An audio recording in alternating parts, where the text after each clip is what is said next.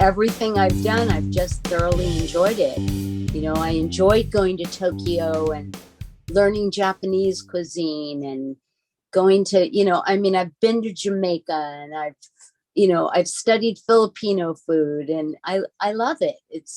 That's always going to be a passion. A few years I was running a speakeasy with fixed menu and specialty cocktails, and we were doing that, but that was just fun. And then we just had a social club. The new school of fish, the synopsis of the story is because of global warming, the llamas have to go to the sea and they morph into sea llamas and they bring their favorite cuisine, the carrot. And all the sea creatures love the carrot so much that they quit eating each other for lunch. And they want to learn more about one another. So they developed the new school of fish. There have been some teachers that have been using the book in their classroom. They'll read it and then they copy off the color page, and then the kids all color their own sea llama, and then the teacher will take them through the lessons learned.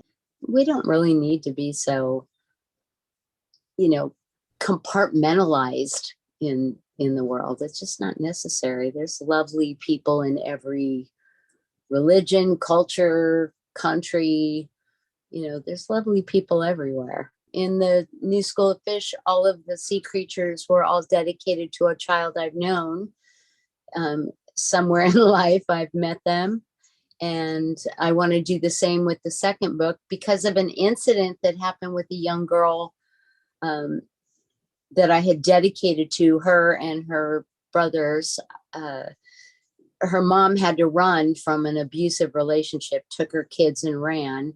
And I heard about it through a friend on social media and met with them the next day. They slept in their car and I took them to have brunch, I guess you'd call it, and spent, about 3 hours. And the restaurant was lovely. I knew the owner. I explained, please, they may not be dressed right, but I'll have a mask for them all.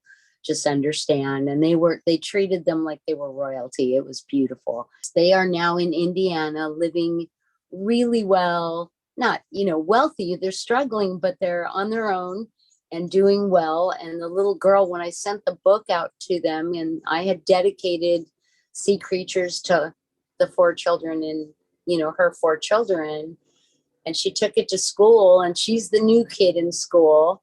And it was like she was the celebrity because she had a sea creature in this book. And that was wonderful. So it has inspired me to dedicate the creatures in that book to different foster kids or kids who have dealt with trauma.